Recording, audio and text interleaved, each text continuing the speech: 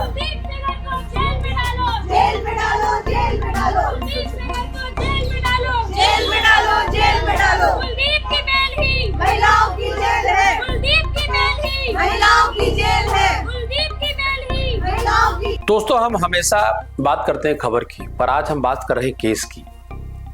और जिस केस की बात कर रहे हैं वो अपराध की एक ऐसी कहानी है, बल्कि ये सवाल है कि क्या हमारे देश में ताकतवर और आम आदमी के लिए कानून एक जैसा है? अगर कोई नाबालिग लड़की न्याय मांगती है, और न्याय वो भी किस, उसके साथ कितना दुर्दांत, क्योंकि सामान्य अपराध और किसी के साथ बलात्कार दोनों में फर्क रूह कांप जाती सुनने पर भी, और बदले में उसके पिता जेल में मर जाते हैं, उसके परिवार के लोग सड़क हादसों में खत्म हो जाते हैं। ये क्या सारे एक इंसिडेंट्स हैं? और आरोपी एक प्रभावशाली विधायक हो तो ये मामला सिर्फ अदालतों तक सीमित नहीं रहता, बल्कि पूरे सिस्टम पर सवाल खड़े करता है। उन्नाव रेप केस ठीक एक ऐसा ही मामला है जो बार बार लौटकर हमसे पूछता है कि क्या आज भी कमजोर के साथ इंसाफ या न्याय खड़ा है या नहीं। नमस्कार, मैं मनोज मिश्रा, आप देख रहे हैं यूनाइटेड भारत। इस केस की शुरुआत साल 2017 में उत्तर प्रदेश के उन्नाव जिले से होती है। अब एक नाबालिग लड़की ने आरोप लगाया कि इलाके के प्रभावशाली विधायक कुलदीप सिंह सेंगर ने उसके साथ बलात्कार किया। पीड़िता सबसे पहले स्थानीय पुलिस के पास गई, लेकिन उसकी शिकायत दर्ज नहीं। सामान्य तौर पर आपको पता है, उत्तर प्रदेश पुलिस हो या देश किसी भी राज्य के कोने की पुलिस हो, वो प्रभावशाली व्यक्ति के एफआईआर तो उसके दबाव में फोन पर दर्ज कर लेती है। लेकिन अगर व्यक्ति कमजोर हो, माजूर हो, तो उसको एफआईआर कराने के लिए भी कितने चक्कर काटने पड़ते, ये भी आपको इस केस में देखने को मिलेगा।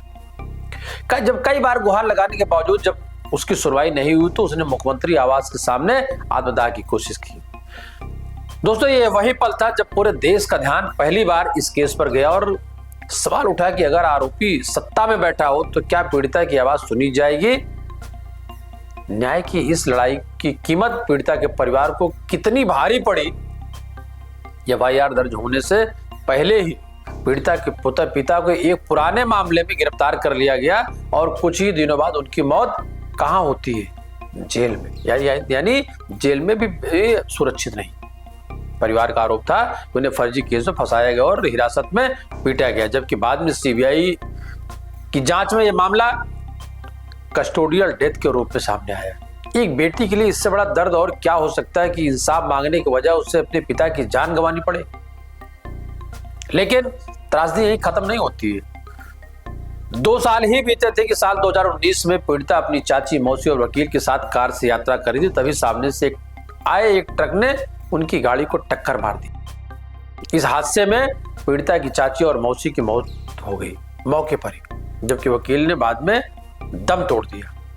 सीबीआई की चार्जशीट में सामने आया कि जिस ट्रक से हादसा हुआ उसका संबंध कुलदीप सिंह सेंगर से जुड़ा हुआ था और नंबर प्लेट को ग्रीस लगाकर छिपाया गया था।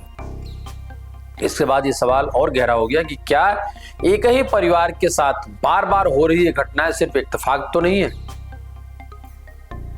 या इत्तेफाक का बहाना या इत्तेफाक बता करके ये गंभीर अपराध, उस बड़े गंभीर अपराध को मिटाने या उससे जुड़े हुए लोग मिटाने की कोशिश थी।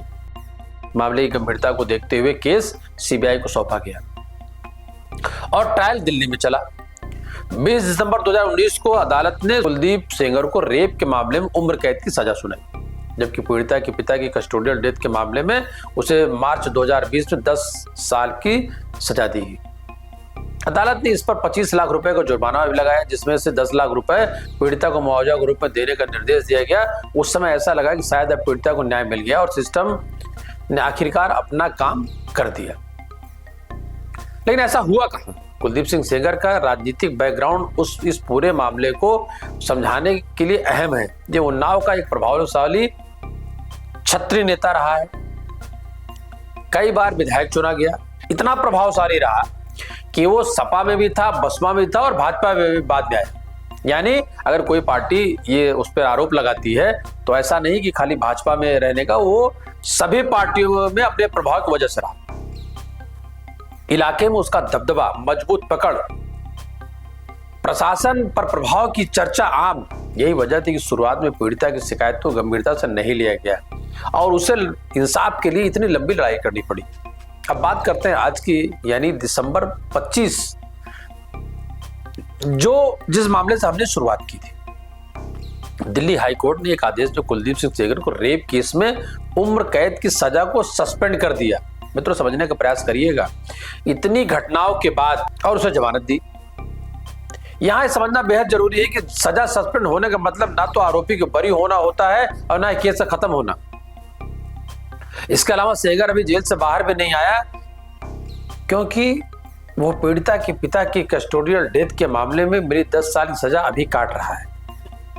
सजा सस्पेंड करने के पीछे कोर्ट ने कुछ कानूनी आधार बताए। पहला ये कि घटना साल 2017 की है, जबकि कि पॉक्सो कानून का सख्त संशोधन 2019 में आया था। उस समय न्यूनतम सजा 7 साल की थी और सेंगर 7 साल से अधिक समय जेल काट चुका है। दूसरा अहम तर्क यह दिया गया कि पॉक्सो कानून की परिभाषा के अनुसार विधायक को पब्लिक सर्वेंट नहीं माना जा सकता।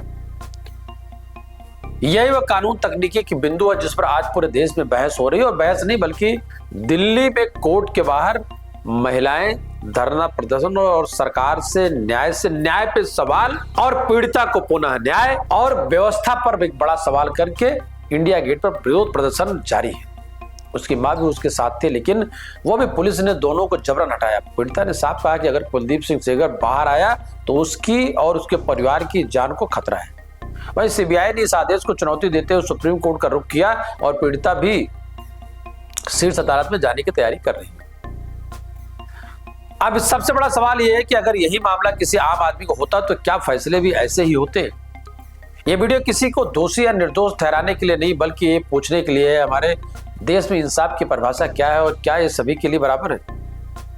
दोस्तों, ये बात मैं बार बार कहता हूं, इसलिए मैंने आज आपसे कहा कि मामला केस का है, मामला प्रभावशाली व्यक्ति का है, मामला उस पीड़िता का है, मामला रेप का है, मामला उसके पिता की जेल में मृत्यु का है, और मामला उसके रिश्तेदारों को ट्रक के द्वारा एक्सीडेंट में हत्या का है। तो ये सारे मामले कोर्ट को जो नजर आए या जो नजर नहीं आए, सवाल है एक आपसे कि न्याय तो सबके लिए बराबर है या पट्टी खुली और बंद? प्रभावशाली व्यक्ति को न्याय मिलेगा और कमजोर को न्याय नहीं मिलेगा? दोस्तों, पुनः आपसे अनुरोध करेंगे और आपका आभार भी व्यक्त करेंगे। आपने बहुत कम समय यूनाइटेड भारत को बहुत सारा प्यार दिया। धन्यवाद, नमस्कार।